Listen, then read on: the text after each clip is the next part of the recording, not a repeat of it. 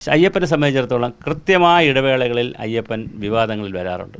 എന്തായാലും നൈഷ്ഠികം ബ്രഹ്മചാരി എന്നുള്ള സങ്കല്പത്തിൽ ചെറുപ്പക്കാരനായ നൈഷ്ഠിക ബ്രഹ്മചാര്യൻ നടത്തുന്ന ആളെന്നുള്ള നിലയിൽ സ്ത്രീകൾക്ക്, അതായത് പീരീഡിലുള്ള സ്ത്രീകൾക്ക് അവിടെ പ്രവേശനം അനുവദിച്ചിരുന്നില്ല. എന്നാൽ ചില സ്ത്രീകളൊക്കെ തെറ്റിദ്ധരിച്ചൊക്കെ പോയിട്ടുണ്ട് അവിടെ, പക്ഷേ സ്ഥിരമായിട്ട് അനുവദിച്ചിരുന്നില്ല. അങ്ങനെയാണ് സുപ്രീം കോടതി വിധി വരുന്നത്. അപ്പോൾ കേരള സർക്കാർ വിചാരിച്ചത് സ്ത്രീകളെല്ലാം അവിടെ കയറ്റി കഴിഞ്ഞാൽ ഗുണം കിട്ടുമെന്ന് വിചാരിച്ചു. ശബരിമല അയ്യപ്പൻ്റെ ഈ വിധി വന്നപ്പോൾ അതിൽ ആ വിധിയിൽ ഒരു ഗൂഢാലോചന ഉണ്ടെന്നാണ് പറയുന്നത്. ആ ജഡ്ജി ഇപ്പോൾ റിട്ടയറായിപ്പോയി. അദ്ദേഹത്തെ അടക്കം പല ആളുകളും സ്വാധീനിച്ചിട്ടുണ്ടെന്നാണ് പറയുന്നത്. എന്താണെന്ന് ഞാൻ ഡിസ്ക്ലോസ് ചെയ്യുന്നില്ല. എനിക്ക് കുറച്ച് കാര്യങ്ങളൂടെ അറിയാം, ഡിസ്ക്ലോസ് ചെയ്യുന്നില്ല. കോർട്ടുമായി ബന്ധപ്പെട്ട് കോർട്ട് ഇലക്ഷൻ വരും. അപ്പോൾ വിധി വന്നു കഴിഞ്ഞപ്പോൾ 200 ഏക്കർ സ്ഥലം വേണം അവിടെ.